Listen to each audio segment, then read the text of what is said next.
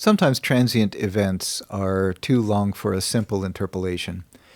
And that's when the module and toolset that's in the spectral repair setting comes into play.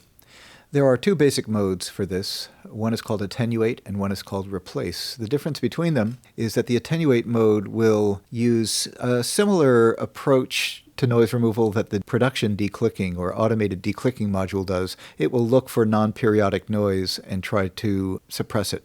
And the replace modes, whether it's the simple replace or replace using pitched and pattern information around the area of the interpolation, these will completely resynthesize information. Depending on the kind of repair that you're doing, one or the other mode is more suitable.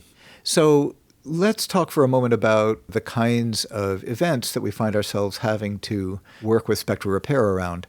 We were able to remove clicks with a simple interpolation, like that. However, if you have something like a cough, that's fairly faint, but you can see it in the spectrogram here, and if you listen again, you can see the cloud of energy here that is the visual depiction of the cough that we're hearing. If I select it here and I hit,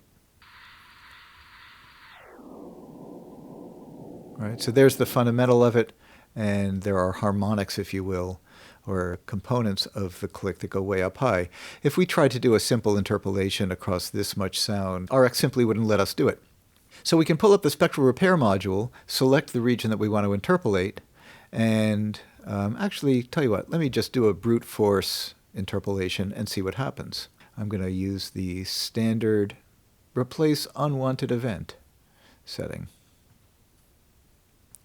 Now you can see that it has smoothed the energy around this entire region, but if you listen to it, you'll probably hear some weird artifacts. There's like this ghostly kind of sound in there. We've replaced one problem with another, which is not ideal. So rather than accepting those results, sometimes we have to, through trial and error, experiment with approaches that help us address a particular problem with a little bit more finesse. So I'm going to select the Attenuate mode. I can select how big a region around the sound that we want to use to help identify what is wanted versus unwanted sound. We can adjust the strength of the interpolation. Multi-resolution is a box that allows RX to make different repairs based on the spectrum, and the period of a higher frequency signal is shorter than a lower frequency signal, so it will use a variable window size. It's kind of technical, but a variable window size to affect the repair. It almost always gives a more natural result. And so let's hit render and see what happens. And now you can see that it has smoothed the region fairly well. And actually that did a really nice job getting rid of that cough. I can also address this. I could even grab that clunk or that thump and push it back, grab this thump, and now with a few keystrokes, I've been able to largely get rid of the problematic sounds here.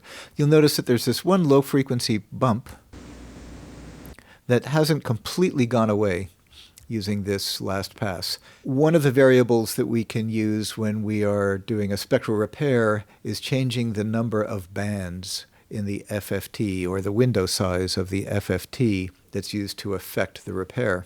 A shorter FFT does a better job dealing with very short, unpitched sounds. When we're trying to effect a repair where we have to take pitched information into account, then we can use a longer window. So here I'll try both to see if I can get rid of the thump. It was a touch better. Let me try going for a very short window. It's not as good. Sometimes it's really trial and error. This work can be very time-consuming, but ultimately the results are rewarding. It just depends on, every time we do this work, we sort of have to take it in the context of, A, is a sound bad enough that we need to completely get rid of it and therefore spend more time on it, or is a little bit of a vestige, a little bit of the sound remaining in the recording okay? So here's another example where we've got a cough that's embedded in a musical program.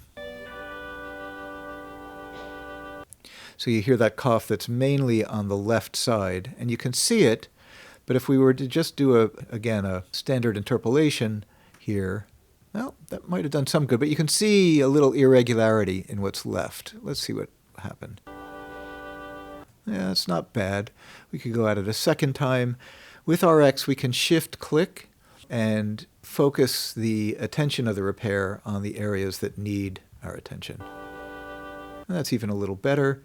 And maybe I'll grab this section here. Maybe I'll even try a pattern replace in this section with a larger window size. Oh, interesting.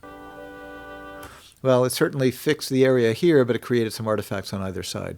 So again, this is to demonstrate that sometimes there's trial and error involved.